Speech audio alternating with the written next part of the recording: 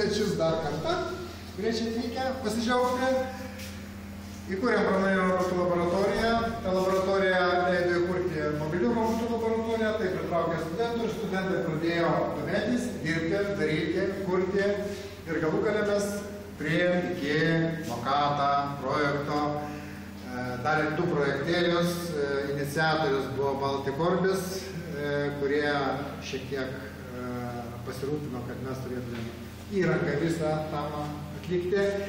Studentai, ne tik studentai, bet ir dėstytojai dirbo, krapštėsi, žaidė, eksperimentavo, kadangi tai buvo įdomu.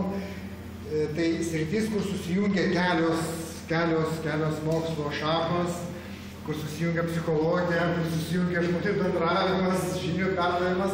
Ir galų gale padarėm kažkokį tai nedidelį, minimalų variantą, bet principą padarė veikia.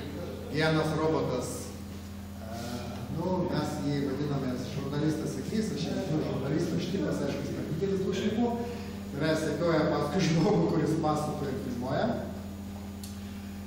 Labai įdomus projektas, galbūt jisai gautų netikėtų iškvietimų, nes kartais reikia patyrinėti, ką daro jūsų katinas dieną ar naktį, ar šuniukas ir kodėl batų sukandžioja. Šitoks žurnalistas, sakys, padėtų. Kitas projektas yra internetinė robotų laboratorija. Tai kai žmogus, vaikas, besidomintis, galėtų per internetą prisijungti prie konkretaus roboto mūsų laboratorijoje ir atlikti kažkokias užduotis, įvesti programą, tą programą patikrinti, pabandyti rankinę valdymą, pabandyti roboto galimybės, pakeisti algoritmus, juos patikrinti. Fantastinės galimybės, kadangi mes patys pasiekėm ir dabar jau matom rezultatą. Ėjom ir priėjom prie kažkokio minimalaus, bet veikiančio varianto. Tikimės visą tą labai greitai padaryti geresnį, greitesnį, daugiau vartotojų, atsiras eilės, norinčių pasibandyti.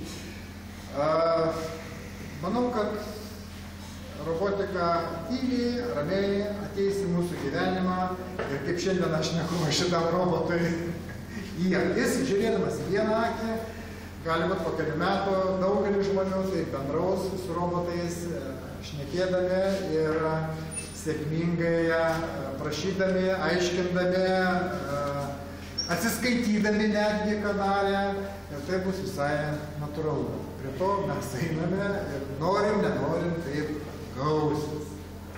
Dar sėki dėkojam sponsoriam, kurie mus parėmė, kurie mus pastumė, kad mes pradėtume judėti šitą kryptimį. Nes mes buvome tokias kryptis pasirinkti, gavom rezultatą, tai yra visgi bendras rezultatas. Tikimės, kad ir mes toliau taip pat sėkmingai kursime ką nors tokio naujo, kas tiks ir vaikams, ir tėvams, ir visiems likusiems Lietuvos gyventojams. Ačiū.